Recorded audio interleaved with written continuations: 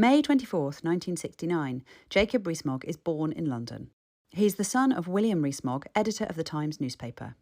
1982. By now a people at Eton, Jacob is the focus of a French television documentary titled 12 Years Old, Trader and Fan of Thatcher. I love money, always have done. Why? Because you need money, and with money you can make more money, and if you've got money, you can buy things that you want. I could buy this Rolls Royce. Do you intend to get married and to have children? No, I intend to stay a bachelor, because I don't want to get divorced and have the wife take all my money.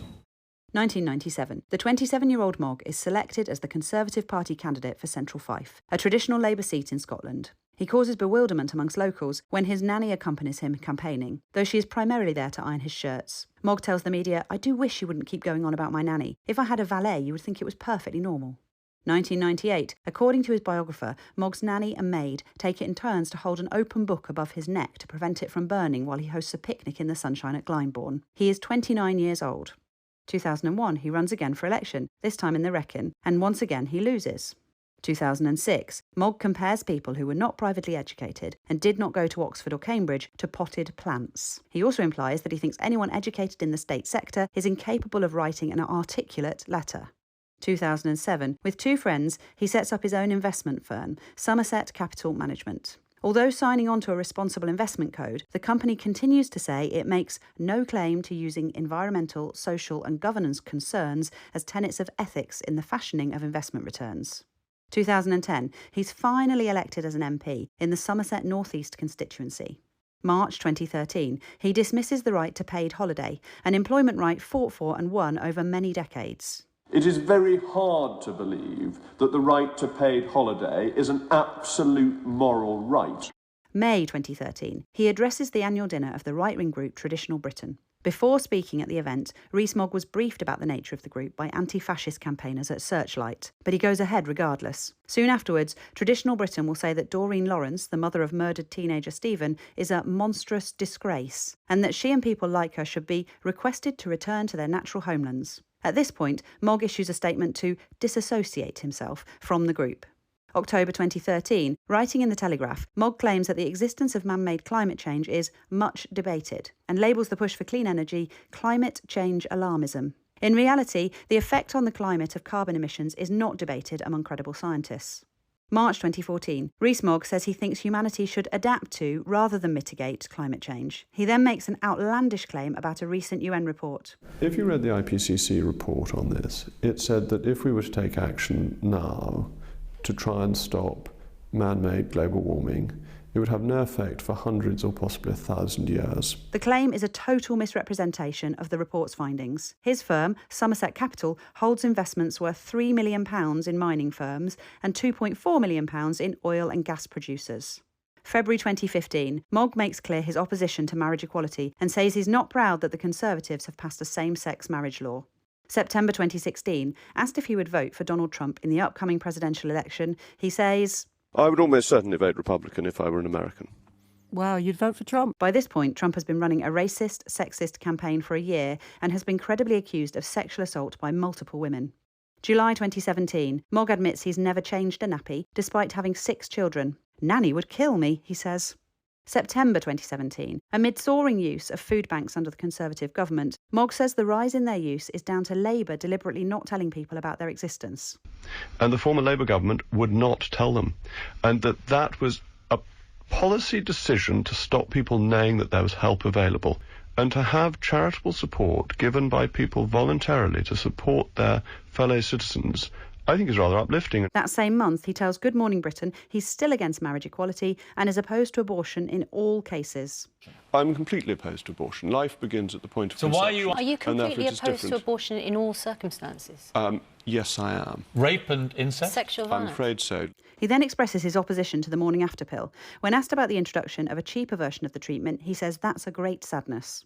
A month later, Mogg admits to profiting from the sale of abortion pills. His company, Somerset Capital, has invested £5 million in Calbay Pharma, a company that produces and markets misoprostol pills designed to treat stomach ulcers, but which are widely used in illegal abortions in Indonesia. Rees-Mogg defends the investment, arguing that the company in question obeys Indonesian law. That you profit from a drug that allows for abortions. That story is not true, because in Indonesia abortions are illegal. Several days later, it's revealed that Somerset Capital also holds shares in FDC, a company that sells drugs used as part of legal abortions in India. Somerset Capital will subsequently sell the shares in FDC, with Rees-Mogg saying, "I'm glad it's a stock we no longer hold. I would not try to defend investing in companies that did things I believe are morally wrong." Somerset Capital continues to invest in tobacco companies and oil and gas conglomerates.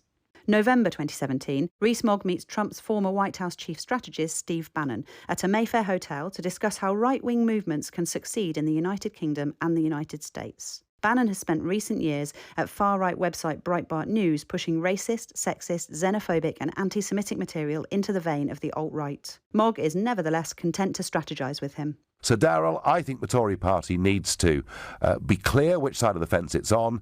It'll need a leader that is intellectually brave. I think Jacob would actually be the right guy.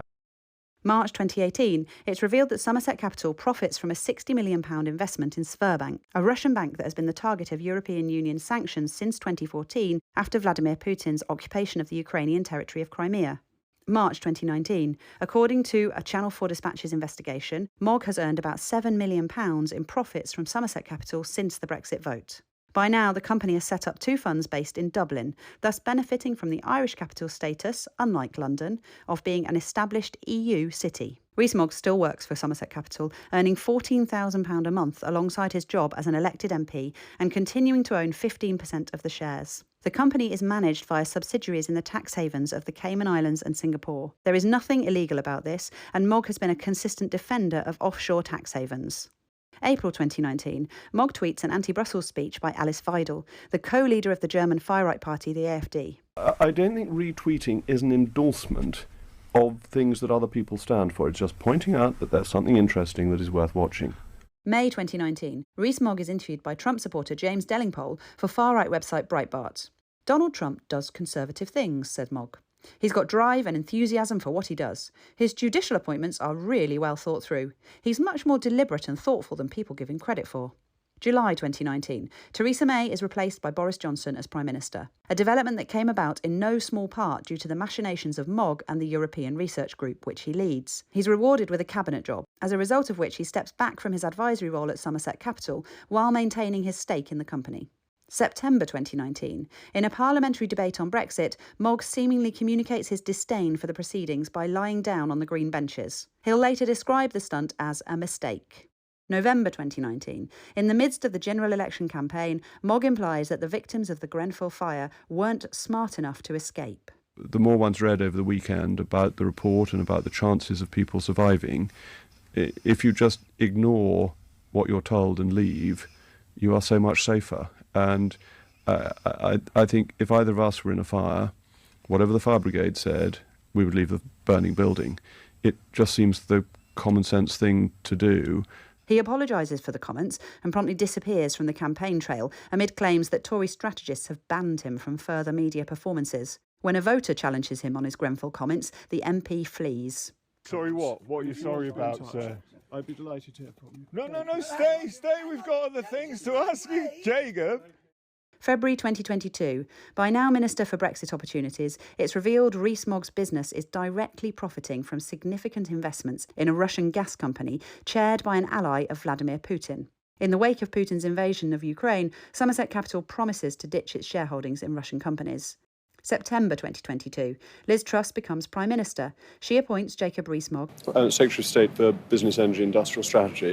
October 2022. Rees-Mogg backs Liz Truss's disastrous mini-budget to the hilt. The government's incompetence means millions of Britons face the prospect of crippling hikes in their mortgage repayments, while the nation faces a new and brutal round of austerity. But Jacob Rees-Mogg blames the severe economic fallout on the Bank of England. Is not necessarily the mini-budget. It could just as easily be the fact that the day before the Bank of England did not raise interest rates. That evening, a respected Financial Times analyst gives her considered response to Mogg's claim live on air. Can you just give us your verdict on that? Well, to use non-technical term, that's pretty much bollocks.